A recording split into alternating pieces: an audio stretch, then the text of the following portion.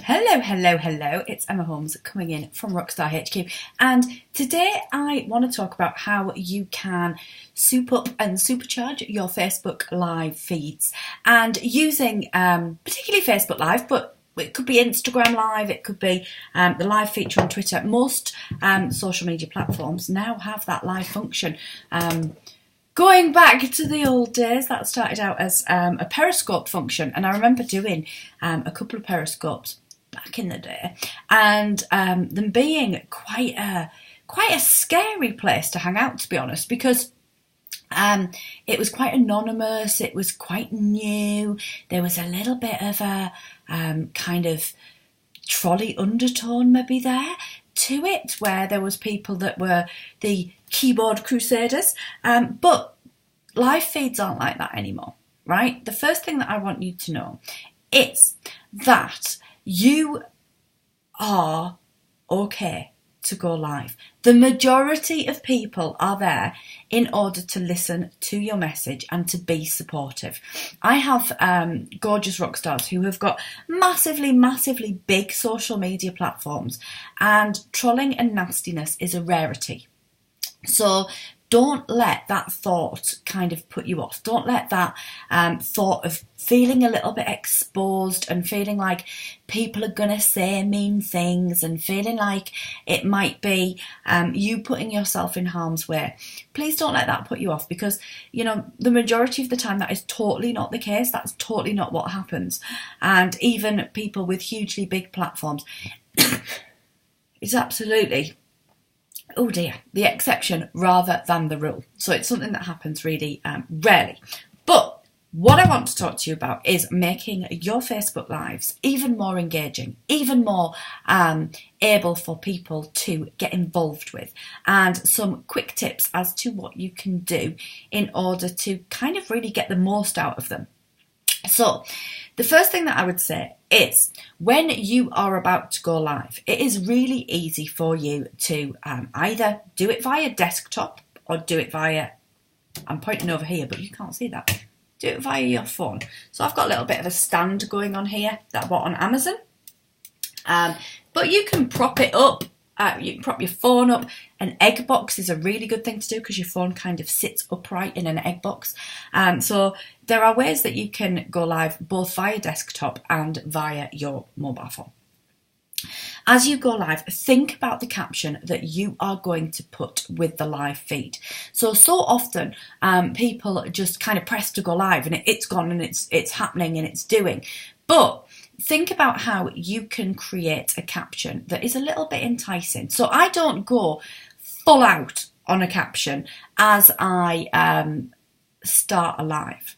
I don't go full into creating a big fully blown caption when I start to go live.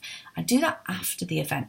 And in the notes attached to this video, I will link in a video of what I do after I've gone live. But the caption is initially there to intrigue. That's the job of that first caption, is to intrigue and to get people's attention and to get them actually having a little bit of a look at what it is that you're going to be talking about. So you want to grab them and make them think, okay, I'm going to stay and see what goes on. The next thing to do is to take a little bit of time over just planning how you're going to open that Facebook Live, because you want to keep people on there. Now, I know with Facebook that notifications often take a little bit of time to go out there. They can be anywhere between 10 seconds and a couple of minutes. It's all a little bit hit and miss. I think 15 seconds has been kind of the average for me over the last couple of days. So I always introduce my Facebook Lives in exactly the same way, more out of habit than anything else.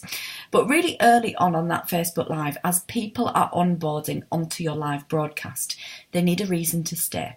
They need a reason to stay and hang out and listen to what you've got to say. So you need to get that reason in really, really early. So it might be that you make them a promise as to what you're going to be talking about today.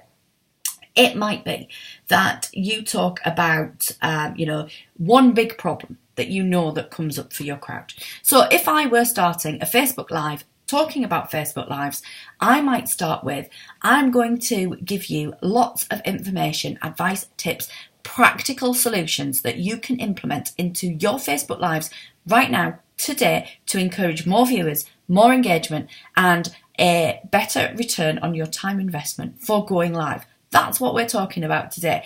Who doesn't want to hang around for a little bit of that? And that would set the tone as to what I'm going to talk about. It would hook people in as they arrived and give them that opportunity to make the decision as to whether or not it's for them, and more likely for them to stay around. So you've got to make sure that you get that in early. Not only for those that are joining on live, but also for your replay watchers, because your replay watchers are coming in after the event. And now I always refer to my replay watchers within my live streams. And I always say, come on in, let me know if you're joining, and you're equally as welcome if you're watching on the replay. Please do shout up. So one, that is encouraging engagement. Come on in and say hi. That's encouraging engagement. Now, if people are engaging really early with your feed, then they are going to give Facebook the heads up that people are watching and people are engaged with what you're talking about. So that's a really good thing to do, but it's also welcoming in people who are watching via the replay, and that is giving them the feeling that they're in the right place, and that also it's okay to watch on the replay. You haven't missed it because you weren't in the moment. So when you think about, that first sentence, it might be that you're saying, right, okay, this is a synopsis of what I'm talking about. I know that you're struggling with. I know that lots and lots of my rock stars need help and support with. I've got something super exciting to tell you. I'm going to share something today that I haven't shared before outside of my paid for product, and all of that kind of stuff makes people stick around.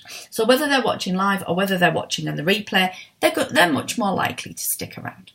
Now, lots of people worry about the comments, and that they're not going to be able to get through the comments, and that the comments might be just kind of flicking by too quickly for them. And at first, if you can't manage the comments, that's okay.